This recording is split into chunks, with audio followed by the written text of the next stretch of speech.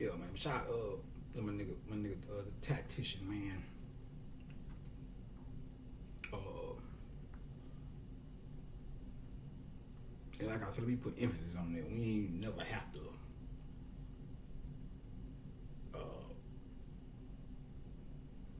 put no work in. I put emphasis on that. There's a lot of people close to a nigga who, in their world, the jury is still out on whether or not I actually committed the robbery, which I didn't. So I don't assume in mind to get the assuming based off what I said. Because that ain't the type of nigga, you know what I'm saying? It's fucked up is the people closer to you that think this shit. There be motherfuckers that don't know a nigga from the streets and from school and all that, but ain't never just been around me on a daily like that. Those be the ones that be like, hell nah, nigga. I'm talking about I was bumming them niggas in jail that was like, man, damn, what you doing over there? And I be like, man, nigga, they got me this bitch on a robbery case. And before I even get to explain the details, nigga be like, how hell nah, nigga, I know you ain't do that shit. Off the top. As a matter of fact, I had one situation, this was like when I first got a TDC. I had dropped my ID, I had my ID on my shirt, clipped on my shirt. That fell, that kind of slid behind me. Random guy picked it up. Before I could pick it up, he picked it up and he looked at it. He picked it up and looked at it. You know, I knew his nose or whatever. Instead of just giving it back, he picked it up and he said, here you go, bro. I said, damn, man, you look innocent. I said, I am innocent, bro. I'm in this some shit I ain't do. I guess that's that thing of Prince is not on his own home type shit or whatever.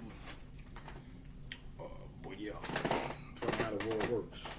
I took emphasis on that. But anyway, when the school just started back, we were chopping it up. Now she went to Hastings with him or whatever. So this our freshman year or whatever. You wouldn't even know that nigga went to Hastings because that nigga, that was such a slick nigga, man.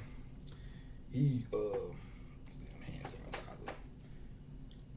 What he did was, because, you know, in the morning we get like about, pretty much people, unless you drive to school, you get there when you want to, whatever, before first period, whatever, 5-10 minutes before, but, you know, you get about, we had about like, what, I think the first period bell around here like 7:20 or something like that, 7:25.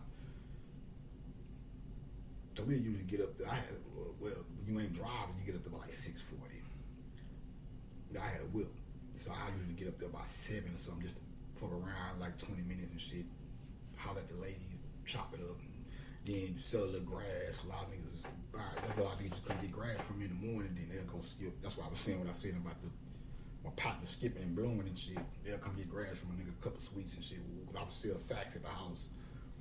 But then I would make that stretch by taking a sack, breaking it down, rolling it up in blunts. So a sack that I would usually make 10 off of, I can make about 4 blunts and go make 20 at the schoolhouse. So I kind of was balancing it out like that. But this fool here this nigga was so slick when, you know, because he wanted to be over there with us. Because most of our partners was everybody that we, because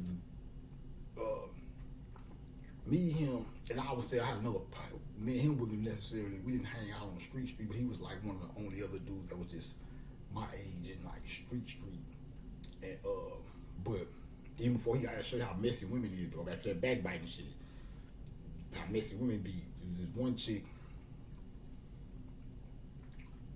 trying to pit us against each other. Because I'm a street nigga, which was, see, Ollie was, before I got there, it was like a big change because that was like a notorious school, you know, like some East Side High type shit. Not to that level, but in our city, where I was out of town or whatever, you know, you had just bad actors and it was a thing, you know, on the news and shit every now and then. So, but by the time we got there, because I think that's why they kind of probably did that, like because they started building like when I was in the 4th grade,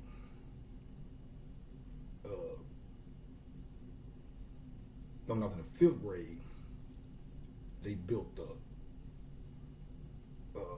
what's called Klinsman. And Klinsman was pretty much just 5th and I think it was just fifth and sixth grade. It was either just fifth and sixth grade, or it went up to sixth grade. I think it just went up. I think it was just fifth and sixth. Though it was either just fifth and sixth, or it went up to sixth.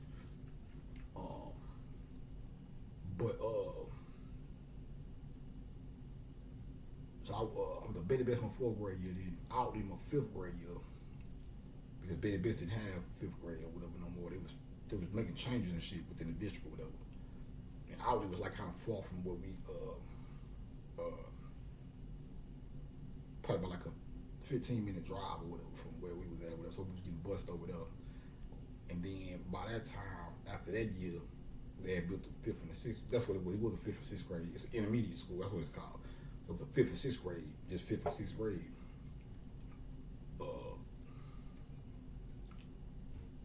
So we had the sixth grade year. Then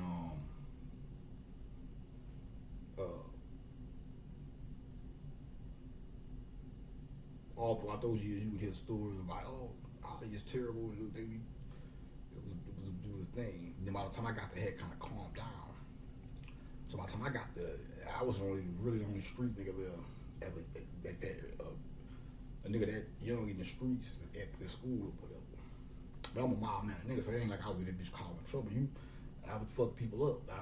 That's why I think all the teachers and she used to, like a lot of teachers and she used to cut for a nigga, cause I'd be the nigga that was like, you could tell I was thugged out, young braids, G'd up swag or whatever.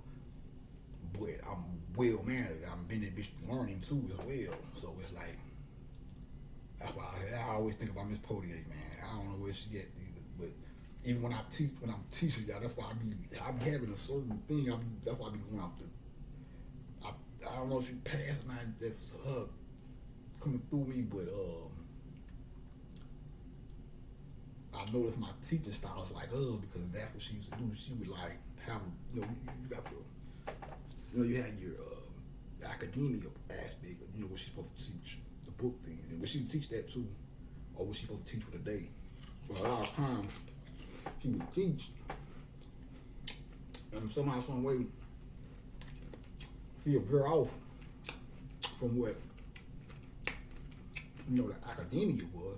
She started telling us life stories with life lessons in them. I remember she was telling us the story about how she first moved to Houston. Daughter was bad too. Like when I was on Rock Hair, she was like I ain't color struck. She light skinned, pretty. She was a flower. Beautiful on the inside and out too. Both of them, really. The Potier was a little older, but she put you in the mind like Diana Ross. Kind of that kind of look. Beautiful. And she would just tell us these life lessons, filled stories. I used to love it. She would always veer off into something. And I know she was telling the story about how she first moved to, I forgot where they were from originally. I think it was a small town, someone, I don't remember, but she would tell you a story about how she first got out here and the city was so big she would get lost and stuff. So shout out to Miss Potier, man, but she would veer off and just almost like she was like Dave, not, I don't want to make it sound like she was just, but she'd be so in the story, she'd be, she'd just be like she was in another zone when she would get telling these stories, man. I love that lady to death, man. She was the life. All over.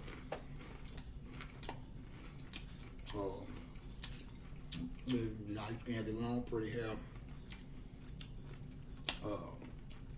She had mad love for me, man. I'll tell you, one day everybody was tripping. You said, damn, Sam the only one that was some goddamn. But she didn't say it like that. But she was like, Sam, you mean to tell me Sam is the only one? Well, she didn't say it like that. Like, she used to like, damn, Sam is the only one in here with, know how to act and shit. But so by the time I got I guess they had flushed out all the bad actors and all that. So like I said, I was cool with everybody for the most part, outside or whatever rumors and backbiting behind my back talk shit was going on. I had a few. For me, it was always like niggas was always like it was more so of a not a head-on thing. It was always like some rumbles and whispers and shit. Nigga don't like you over here. Ooh, and nigga, you see the niggas. And we had a few run-ins. Don't get me wrong, but them niggas wasn't really. Them niggas was like, them niggas wasn't really seasoned street like me. He was a little young punk type niggas outside of my partner. Now he was at alternative school. That's show you how messy people live. Motherfuckers come to me, you know, such and such. I don't put no name out there. You know, such and such. You know, like, ooh. And the niggas was lying, all kind of shit. They saying you were blood. And I think that was because I used to wear, I told you I used to wear a lot of green. So niggas was thinking I was treetop or whatever. That wasn't the case. I was on the hustle. I had a hustle mentality. That's what made me wear green. I was like, well, Crips got blue, Blood got red. I'm not a gangbanger. I have no desire to be one. Although I respect the culture to a certain degree. I ain't really, you know, I always been the type that was against us killing each other or whatever. But I still respected the culture, the swag, understanding the camaraderie and you know, even the origins of it, you know, being started as a protection unit or protection units. Then they had to started off as a protection unit against crackers. Then turn inward and they had to turn to a protection unit against each other and shit. That's why I be saying we kill each other more than they set it to the where they don't have to. They do their thing too, lock niggas up, kidnap niggas and shit. I was telling you what Bobby, he said they was shutting down all the projects, but the people was coming up missing. And he was saying they end up finding out. Bobby was just, I said them niggas, I have to, that's why I don't never trip on always bringing them up. I know some niggas, you know how niggas talk. He always bringing up Bobby. Like, that nigga's like Yoda or some shit. Use the force, son. Use the force. In my mind, some stuff. That's why I always use this necklace and shit. But, that nigga there, I wish I could beat that nigga, man. That nigga, them niggas was so in the field. Just Bobby them, and I was say Steve Coakley, these niggas, I gotta take my hat off because I'm bad, I'm wild, but I do, don't get me wrong, as you can see, but compared to them niggas to a certain degree, I'm like more of an armchair nigga. Them niggas was like, these niggas was, I think Steve Coakley was some shit. I was like, that nigga went in there. Steve Coakley was on the ground with that shit. Yeah, we stole this from her. Boy, that was some, them niggas was Bobby. Yeah, we know where the train track was. Using shipping the bodies. Yeah, them niggas was only like that. That's why I always took my hat off that nigga. Them boys there, I'm like, that nigga there. No holds bars with it. No holds bars. That nigga was like, I'd be happy. The only thing up I have about mentioning him is because I know you know, his message might be a little, he's just so hardcore. It was like, that was back before YouTube and all that shit. So it was more so an underground thing. But it was like so hardcore, which was needed. I'd be like, man, that's why I'd be trying to explain some of the shit that he said, because if you don't understand, you might catch him on one of them days where he say some shit that seems radical. But you have to really be of that mindset to understand. When you seem like, no, this nigga is right. It'll be some shit, you like, this nigga tripping. Like, no, I know why he's saying that. That ain't gonna be the detail, but that nigga was saying they found the train tracks and telling stories about niggas. Nigga said nigga in Atlanta got a helicopter came and shot a nigga down in the middle of the street, and this shit was not on the news. And he be telling the story to show niggas, they show you what they want to show you. All kind of shit. Said he saw them, how they be chased, how they kidnapped him. He said he saw a nigga getting chased. Nigga had to jump out the window running from them people. It was wild, a bunch of wild shit. But bring it back to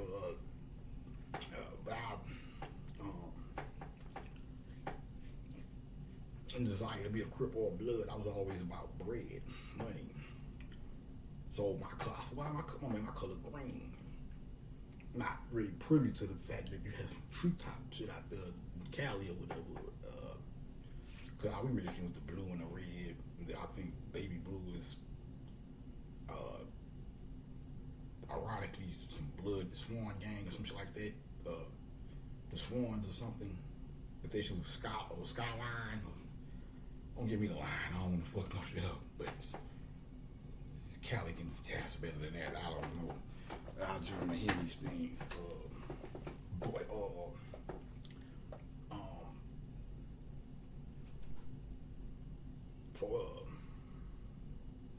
that was the thing. Niggas was trying to say that, but it was never really no head-on action with me. It was like niggas was like it's like a size up, and I'm from my niggas. We in the streets doing it, hustling. We squabbling each other and shit. Just to, without me, they like I proved my stuff from the gate. So niggas never really like the dudes, the people that, like the little homies that I really just one that was like young and came. Cause I was the youngest. And then I had another partner. This is before my nigga TJ, but I had another. This one I was back on staying on the block, but I had another partner who came to the hood through me, and they would test him though, cause he was kind of like still. They had to rough him up a little bit. They tested, you know what I'm saying? You know how it goes. That's really just, warrior shit. You know what I'm saying? You want to know, we do that type of shit just to make sure you will fight if some shit happens. You can't, we ain't trying to beat you to death or whatever, but if you ain't gonna put them up with us just to test your shit up or see if you would actually get out there, you might run on us or some shit or something. So, that's just nigga shit. That's ghetto shit or whatever, I guess you would call it. Which date back. Anyway, so this time I'm trying to get back to the love with this all, but so many words, man.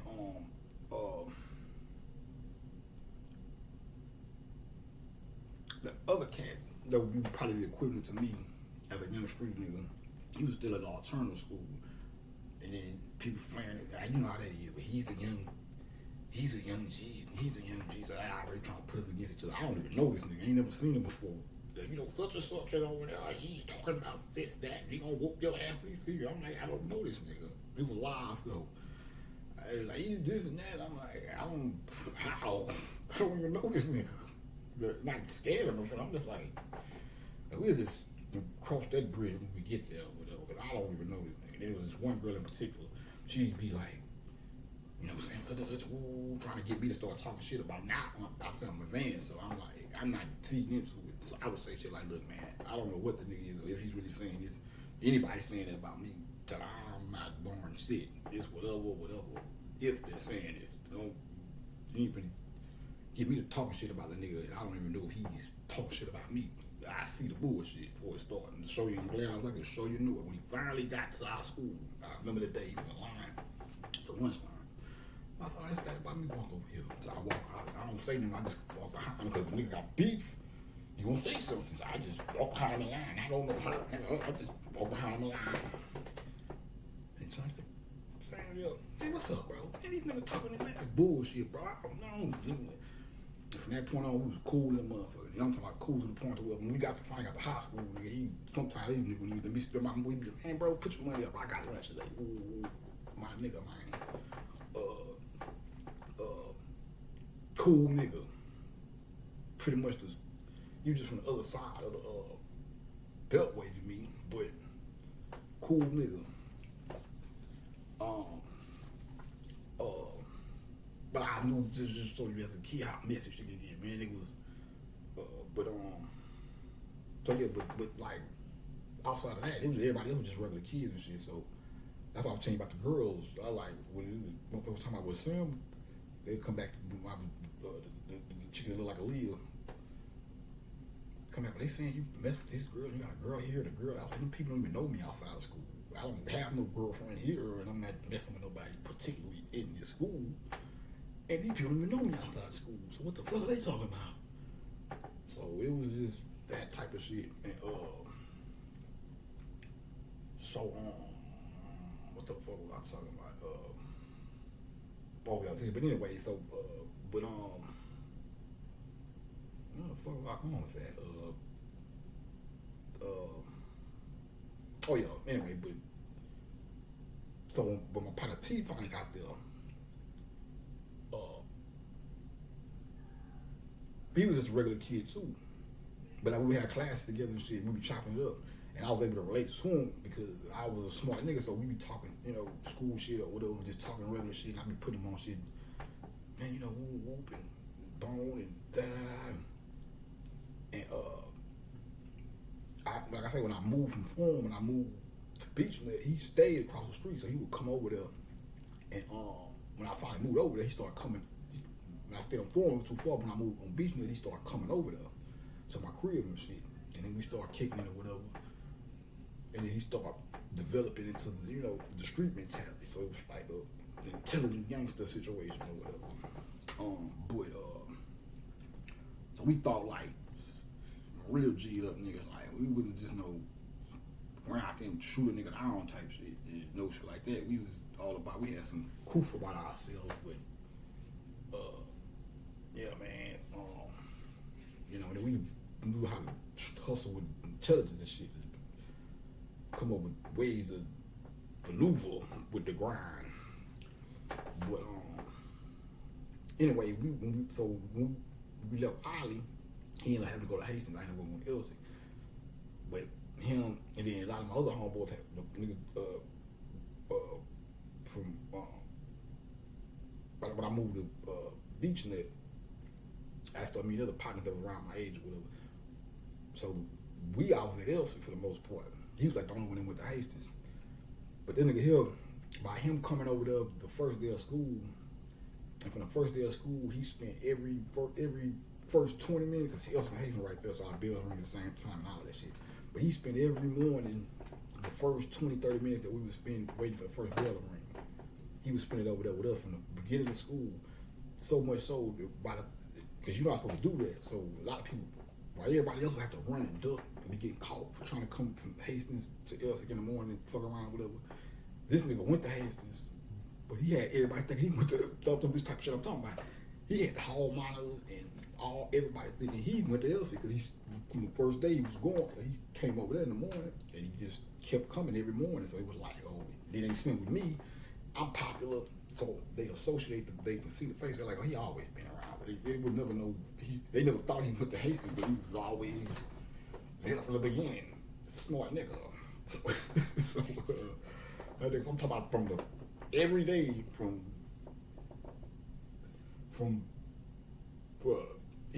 because he ended up moving and going to down the way to predominantly white school or whatever by what I think 10th grade year he stayed over there with us. And I think 11th grade is when he ended up moving. Yeah, I think it was like 11th grade year. But the whole 10th grade year, this nigga was over there because he would come to school with me. I would really ride with me in the morning. Sometimes I think he would. No, I think he did ride with me every morning. I can't remember. No, not because I moved. 10th grade, by the time 10th grade, I had moved. But he would come over to get off the bus at Hastings and come over there with us. But anyway, he went to Hastings though. When she went to Hastings. So like probably the second, third day of school, I was like, man, you see baby girl? Just asking, I don't know, what's she doing over there, spying and nothing. And he was like, yeah, I seen her hugging some dude or whatever. Now, mind you, when I say that, you're going to find it hard to believe, but you had to be there to actually see how the conversation went. He wasn't saying this like he was trying to, because to him, we player type niggas, but he wasn't looking at it like, he wasn't even saying it like she was doing something wrong or whatever. He just was explaining, when I actually see her, he was just explaining how he saw or whatever. But it wasn't like he was trying to tell her on this. He was just talking regular. It wasn't even no hinting at nothing or whatever.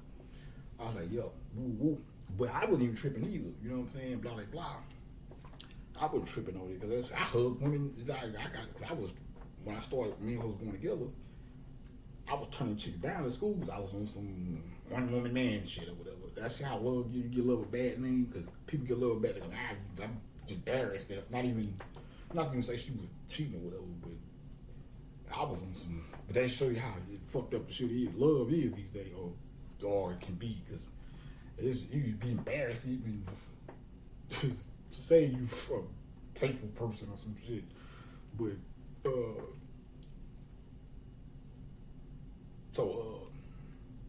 I'm not tripping on no hug because I got homegirls and shit. I hug and that's what it is. But I was just joking with her when I said, I was like, man, I heard you over there hugging on some nigga that ain't woo, but I was bullshit. Honestly, I wasn't tripping at all because I understand the game at school, that type of shit happens. So I wasn't saying it like that. I don't know what she had. I don't know if she was guilty or some shit or what, but she jumped crazy. What? No, I wasn't. I was like, oh, I was just playing. I wasn't even trying to go there with it. Like, I wasn't even trying to make it up. Was you doing this? Or I bullshit you not. I was just fucking around with her. But I guess that's spiritual too. I just do some shit. I was just, like I said, I was just bullshitting with her. You know what I'm saying? And she got to tripping and was like, oh, you feel like that? We ain't got to be together. I was like, where did all that come from? So I was joking. And it went to that. So I was like, oh, well, all right. So that's how that ended. But I was like, it must be some, at that point, I was like, well, it must be some deeper because I wasn't, just like he was, I was just joking when I said it. I wouldn't even try to take it nowhere like that. But that's how that shit happened. But my mother was right, I guess. So now let's get back to love in general.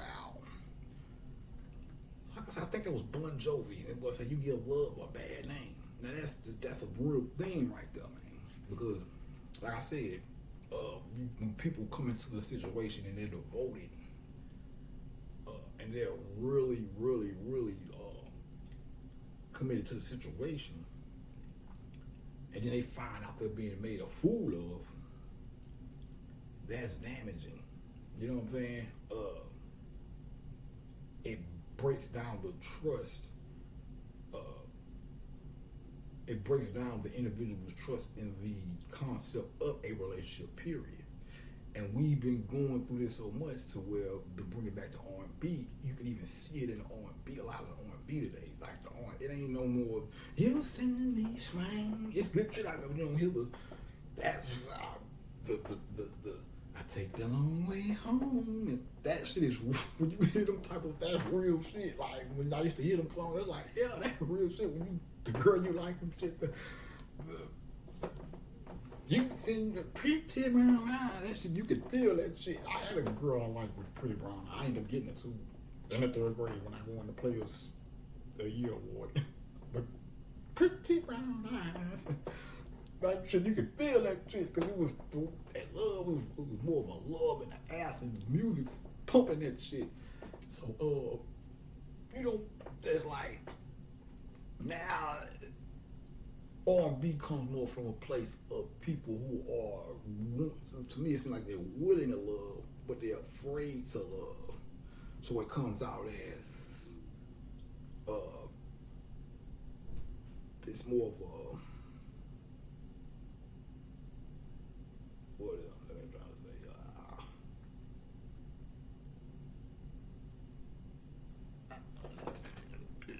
Not more of a,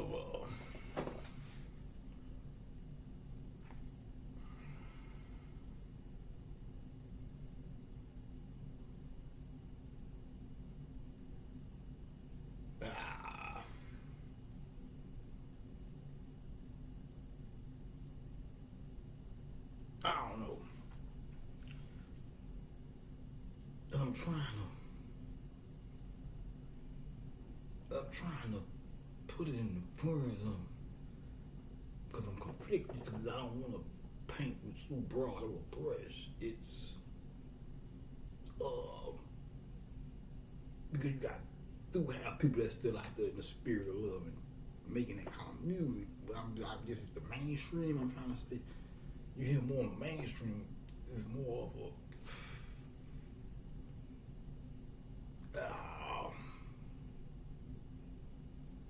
I don't know, man. It's the energy. It's like this. I don't hear that. Oh, maybe for the day. I don't hear that type of shit no more, man. but that come from a years and years of the erosion of not of the music is reflected, the artist reflecting the status quo, and the status quo has been eroded through a lack of trust, because you have a lot of ego-driven people who are operating from their root chakra, and then it comes back to the whole thing about the money thing. Let's get back to that. So now I'll tell you how the women fuck shit up with the greed, but then the opposite of that would be the man who uses money. He plays on the woman's search for financial security. So you have a lot of shallow dudes who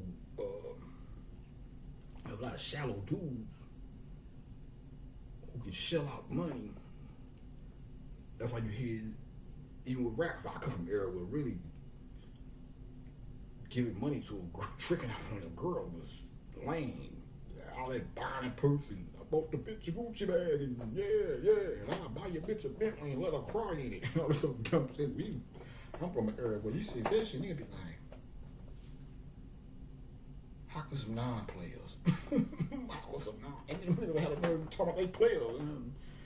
That is not player, bro. You don't brag about that. You got a girl or a significant other, cool, but just generally speaking about buying bitches bags, and I just hit up with $100,000 in a bank account.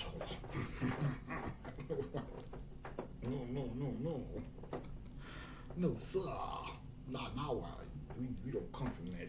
We ain't cut from that ilk. I come from the era we come from. That was called sucker. Thou shalt not play a trick. Straight up. Yeah, man, take a rest from a break. Yeah, man, we come from a different era, man. And the man God said, thou shalt not play a trick. I ain't playing a trick at all. I don't do no tricking, man. Now, I don't have no problem with creating a situation where we can get to know each other. I'll take you to the movies, take you out to eat, chop it up, see where you're staying at. But if you start feeling entitled to that, when you start feeling entitled to shit, then I gotta say, okay, you a low-key hoe woman, cool. And we gotta get the terminology right, because you think hoeing is just a woman. So she fucks a lot of men, she's a hoe. No, a hoe is a bitch that uses a pussy to get money. Let's be real about this. We need to change that up. She's fast. You can say she's fast, or she just give it up easy. But a hoe is a bitch that, whether she does it blatantly or covertly, one of it don't matter.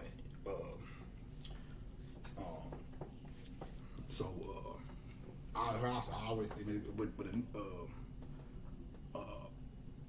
tricking wasn't. It ain't tricking if you got it. You gotta have it to trick. What the fuck? How is that? It ain't tricking if you got it. You ain't got it. How is it trick? You gotta have it. Niggas talking crazy. That's how you knew the game was getting wild. Niggas trying to. Man, this is an ism. I'm not a pimp per se, but I stay the ism. Yeah, I know the game, so I get fuck another game, bitch. Straight up. I ain't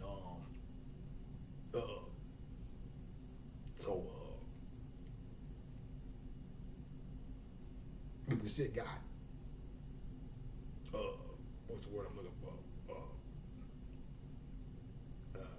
Shit start getting too obscure. So you can be a trick and don't know it. You don't pay attention. That's what I'm saying, shallow niggas. You think just you pay the bills and give her money, but you don't have no. You're supposed to see the nation all over. We say father means to fat her mine. Some shit when you call me daddy, you gonna be calling me daddy for a reason, because I'm giving you some mental nourishment. Fat her mind, FATHER. Fat her mind, nourish her mind. You gonna walk away from me saying, if you walk away, you gonna walk away saying, well, that nigga taught me some shit. I learned something from him. I remember you gonna learn some shit from me. So I'm gonna pay attention. you will walk away with some certified bona fide game to keep you on your toes. But and I always been like this. It ain't just no, I'm a 5% now. I know now. No, ask the women that I fuck with in the past. So I think I always been a smart nigga. And you got the stupid ones that think because of the street shit I was done. I remember we took what they call it the STAR test. Now I remember we had the toss test. The toss test, which is like the big test you take. And that shit got real wicked. At first you just took it. They were just taking it to assess your. That's how you know they play games. Try to fuck niggas up.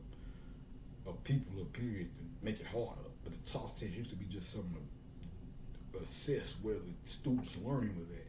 Then it turns to some shit where you have to pass this to graduate. So you can have all your classes and shit straight A's.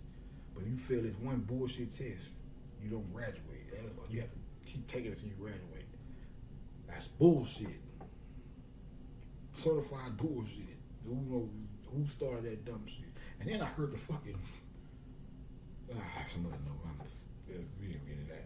But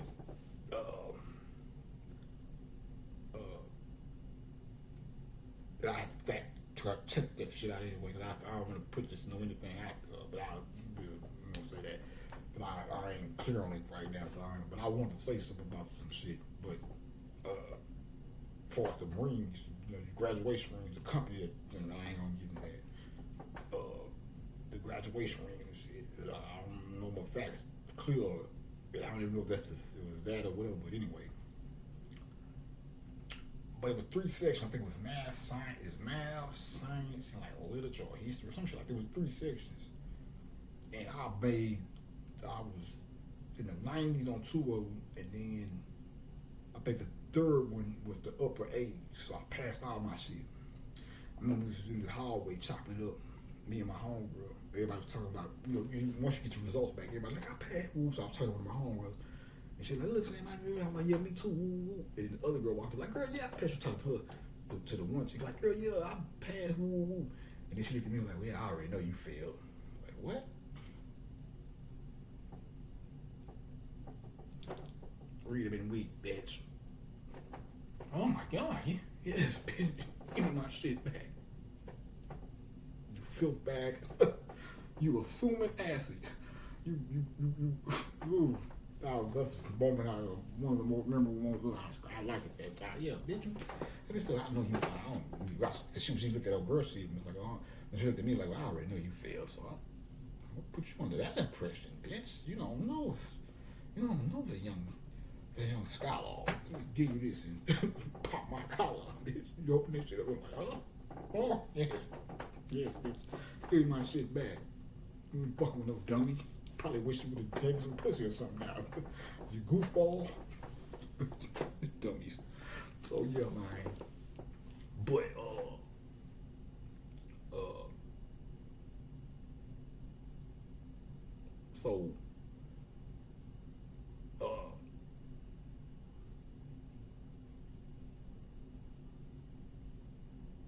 so a man playing your financial on a woman's natural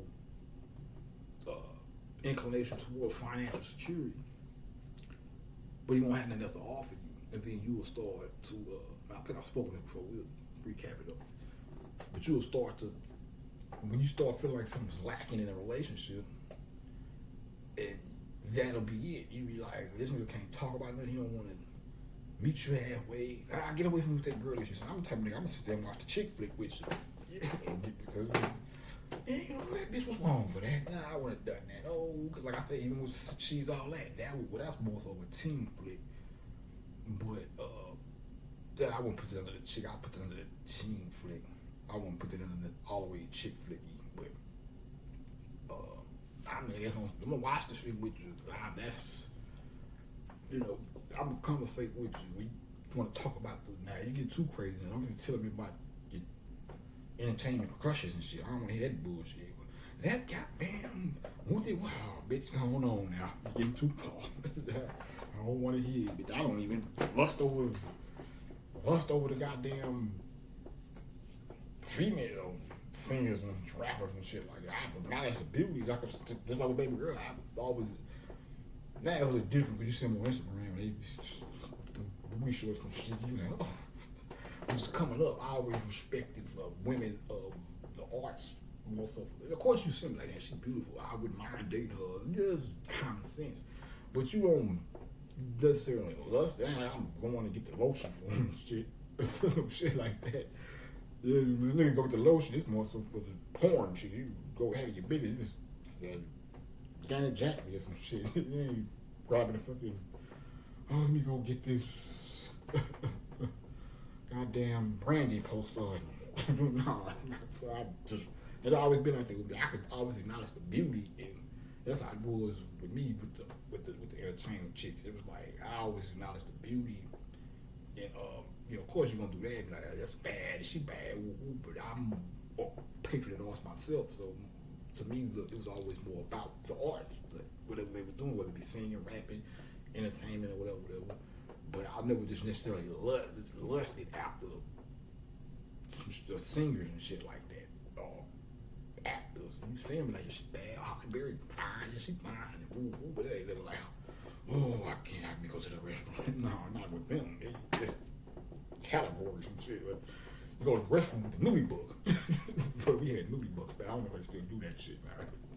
You know what I'm saying? So it was enough with the time. Nigga, like, man, I'm gonna do another one of these jobs. I'm trying to not hurry up with it. Yeah, man. But anyway,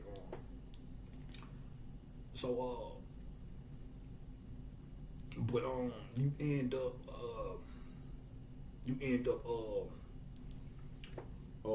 and even now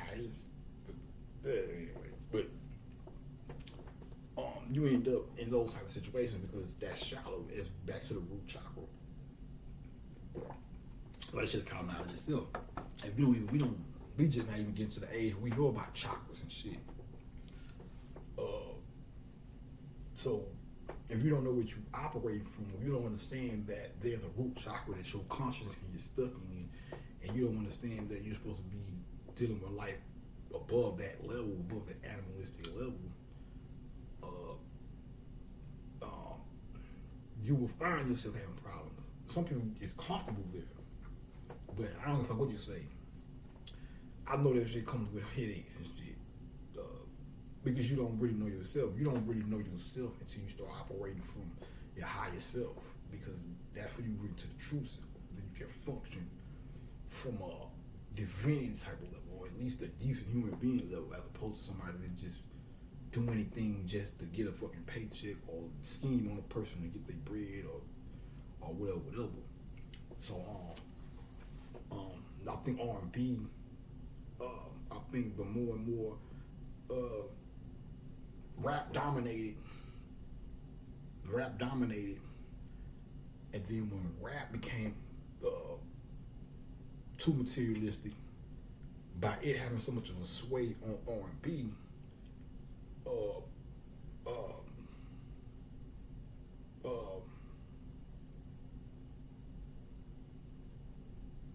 just having so much of an impact on the world. That's what I meant to say.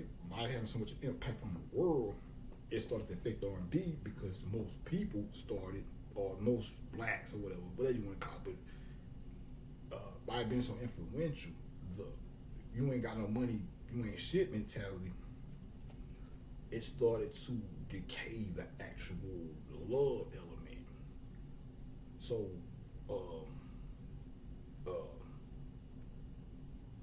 it became less about who you were as a person trying to get your foot in the door with a woman. It came more about what can you do for me, and that's what Eddie Murphy was saying. That's why he was saying, I know you used to do something for me. What have you done for me lately?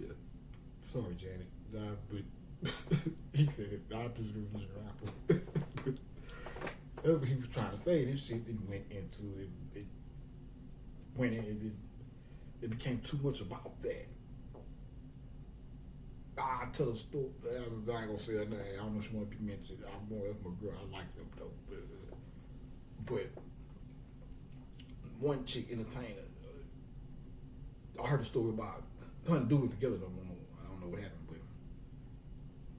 she met her dude. She was in the car past this nigga up. He used a bus stop. This is a known superstar, entertainer. Like she passed this nigga up.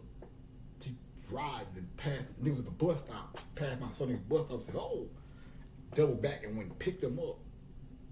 And that's how they met. Now, I respect that type of shit right there.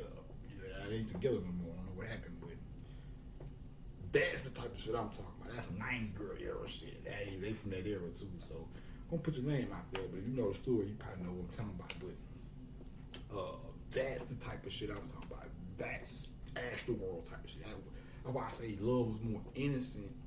See, when I was, so you have to. That's why going back to the inner childhood is a big deal, because when you were a child, it was more so of an innocence. When you was in fucking 3rd and 4th grade, you wasn't looking at the person that you liked in the school or whoever you liked, or the girl, or the speaking to the girls. Now, you wasn't looking at the fucking girl. You wasn't looking at the dudes you had a crush on or wanted to get with or whatever, and saying, I wonder how many Bentleys he got. If he ain't got a Bentley, I don't want him. Or how many G.I. Joes his toy box holds. You wasn't looking at shit like that. You was just attracted to the boy about the physical shit. You know, and as a kid, you know, you just a kid at the time, so you're not all deep and shit yet. So you just attracted to the person on a physical level. You're supposed to keep that mentality. And then when you grow up into the teen thing, that's when you start getting more into, okay, you're attracted to the physical, but now you start to base a person off the content of their character. That's when that part come in, or whatever. That's why high school sweethearts hardly ever last, because really,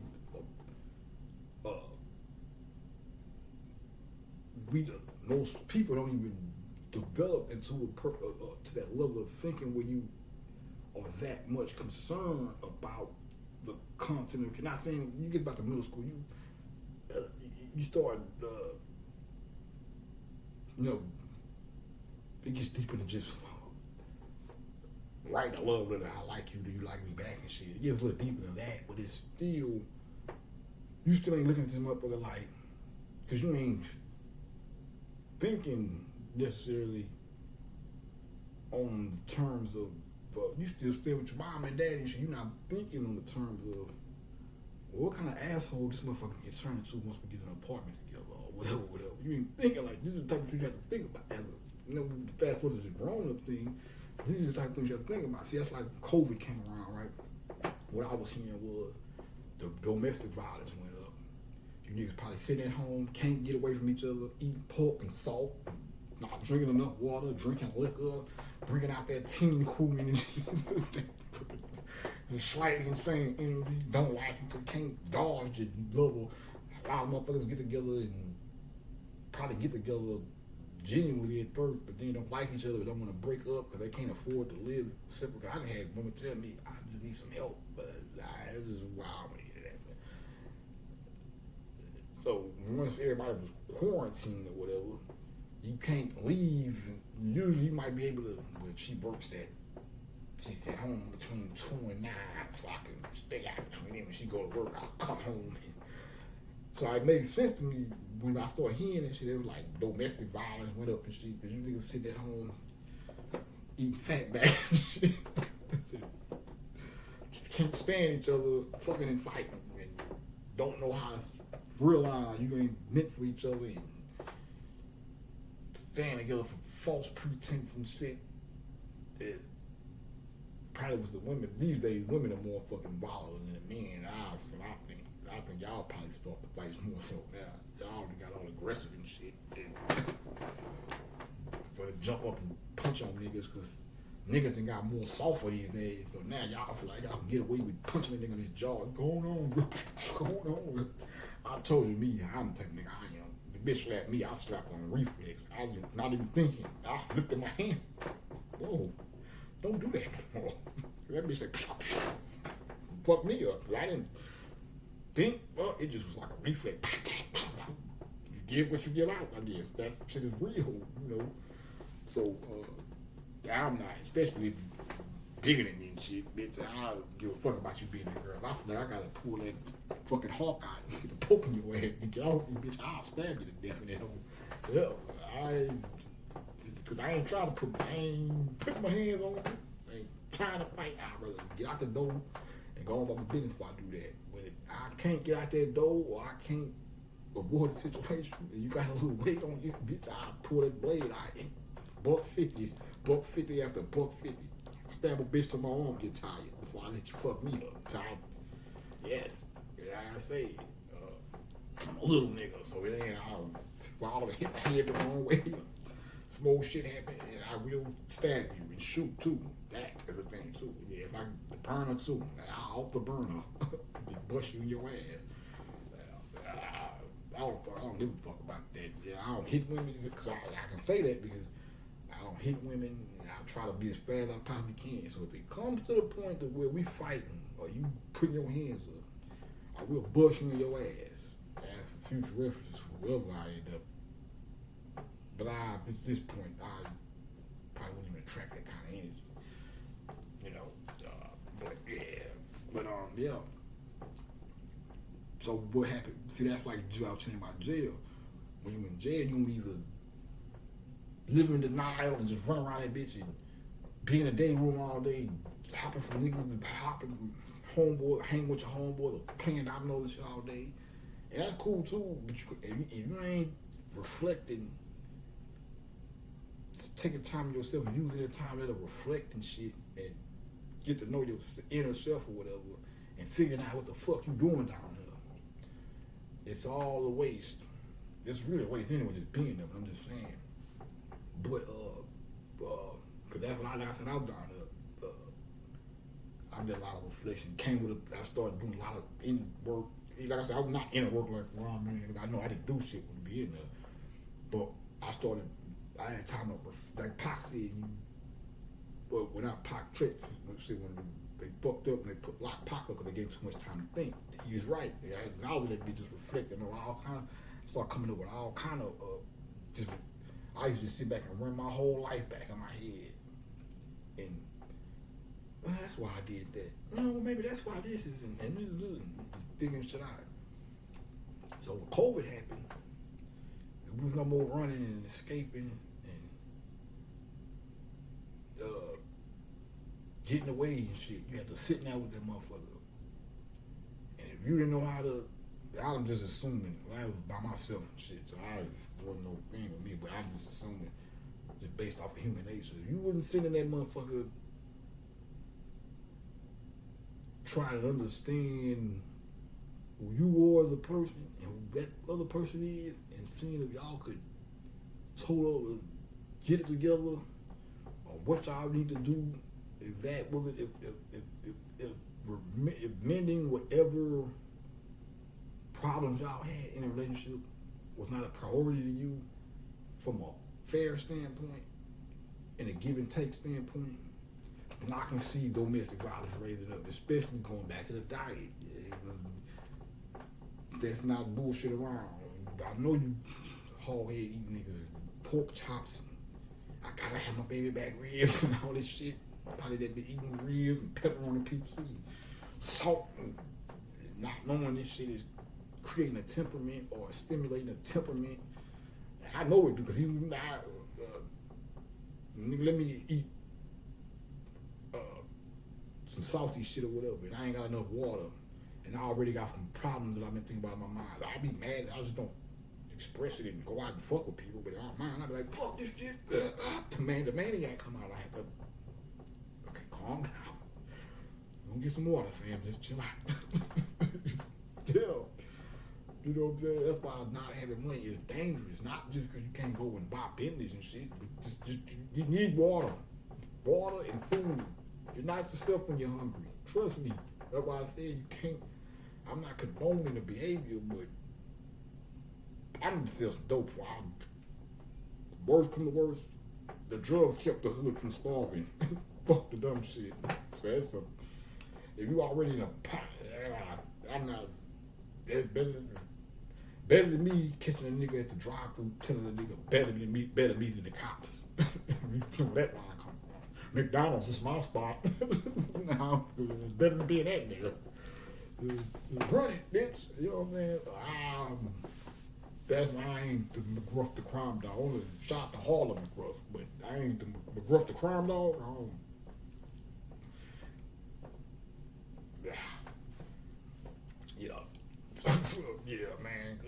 know that's alchemy. Well,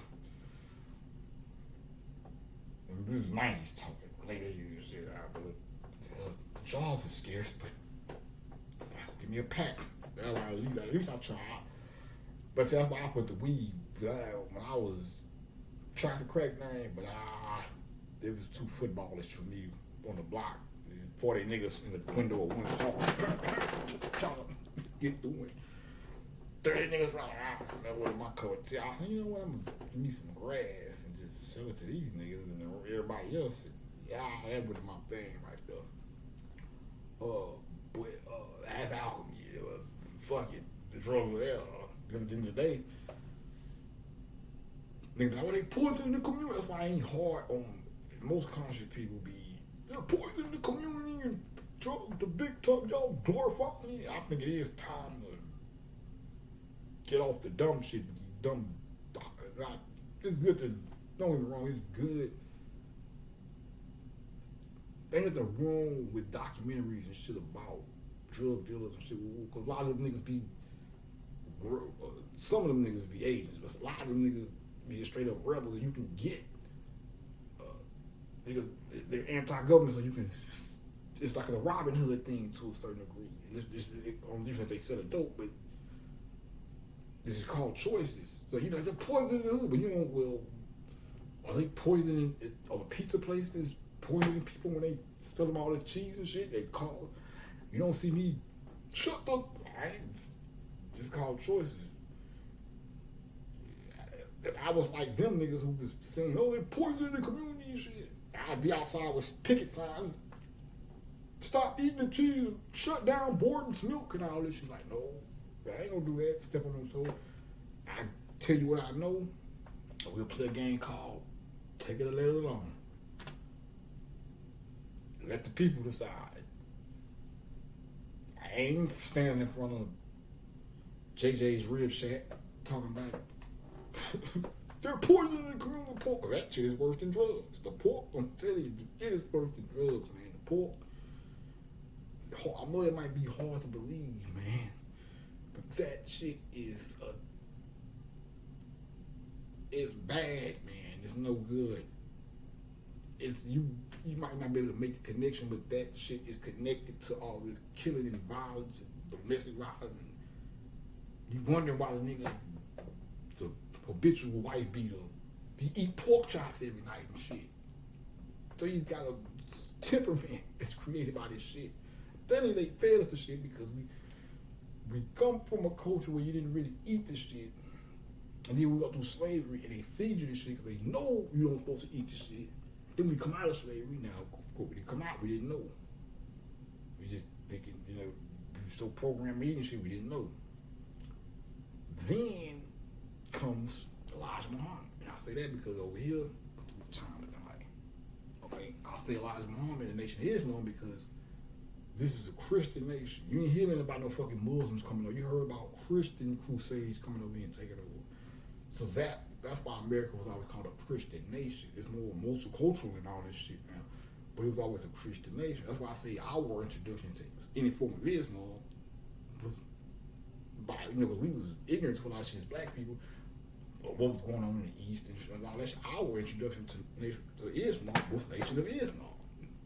Malcolm X and Elijah Muhammad, W.D. Ford, peace be upon them. Then they came along and they had to get niggas off the pork and the drugs and the beer and all this shit. And it was good for that time because it was when it was being used as a weapon against us. So you be looking at me, well, why you do drugs and shit? Well, I don't understand that this shit we always did though. It was just the way we reintroduced to it was fucked up. But now nigga, like now knowing what this shit really through my experience with it, I say, this shit could be used as a tool if you know what you're doing though. Now if you don't know what you're doing, you can fuck yourself up just like anything else. You go out trying to lift weights and don't know what you're doing, fuck around and pull a muscle. Trying to lift too much or lift the wrong way, or you didn't put the dumbbell up the wrong way and sprung some shit. It's like anything else. You don't know what you're doing, fuck yourself up. That's why I tell niggas, whoever introduce you into whatever, if they don't give you guidelines, if a nigga just give you some shit, say, here, take that. and don't tell you, hey, take this, but drink water. Don't do this. Don't do that when you do it. If you ask them, well, if they're inside, what, and they can't give you nothing, and you can't figure it out on your own, don't fuck with it. You ask me out, like I say, you take you back to the dark skin lover I had. When I met back up with her after I got out of jail, and I found out, she said, I don't like water. All I drink is Coke. I was like, no, Mr. Puppy, no good. She said, I don't like water. Now, she didn't do drugs, but imagine somebody else, a lot of other people out there like that. So imagine somebody else like that who doesn't drink water on the regular, and they get introduced to a pill.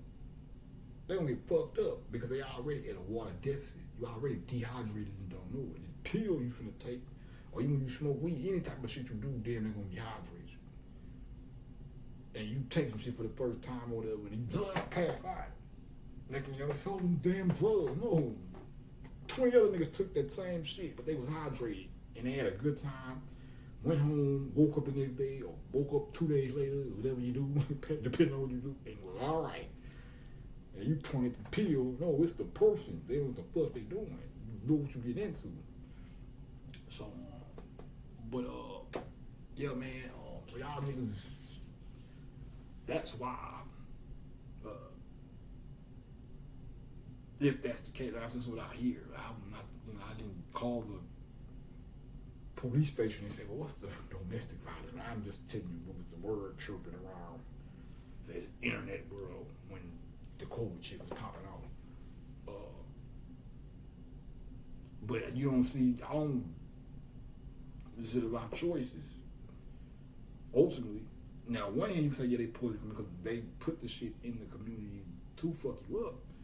But if you know what you're doing, you can reverse the game and use the shit to have a good time and to incur success, so to speak. That's a whole other story. So we have to reprogram how we view things. Like I said, because in the beginning, with consciousness, people would just like Elijah Muhammad, but that's why Father Law, when he broke off, he went and got the guys that they need to go through. It probably would have been a hindrance to them to try to have to put on a suit and not drink a little here, and smoke a little there, and shoot a little dice. And those guys probably wouldn't have been able to, because that you have to cut all that out to get to the meat of the information. I've never been in the Nation of Islam and stuff, but I would imagine that's how it works, a ladder or whatever. That ain't for everybody. Some guys, you have to give them the knowledge first, and then the knowledge is giving them the knowledge they would have to work to get to. They have to get rid of all these vices to get to. If they felt something, giving them the knowledge and the power would instead of making them work through all that, you give them the knowledge straight up and like, man, just here, like Father Law did, and then that knowledge would be the reason. Oh, you know what? Let me stop this and stop that. Or let me slow down here and slow down that. You know, see how that works. So some people had to go through those steps to get it. Then Father Law came from the people that was like, you know what? We ain't got time for all that here. And then a lot of niggas eventually get this knowledge of self through the Nation of God and Earth version, and everything that you would have to try to do to get the knowledge in the Nation of Islam, they would do after getting the knowledge. The knowledge itself will be what freed them, as opposed to them having to struggle with stop drinking. And because even that, no disrespect to the Nation of Islam, but drinking is not necessarily bad. But it has to be somebody to come and break that up a little bit because it was being used as a fucking weapon against us. So it all works together. Elijah Muhammad fractured that part of it, and then Father Law comes and said, well, let me reintroduce it in moderation, so to speak. So let me do this one, and I'm gonna come back one more time. We're gonna try to get more some more of the WW shit, and then I'm gonna wrap this thing up. We gotta go and get it to the boys. So I'll stay tuned, man. Almost finished.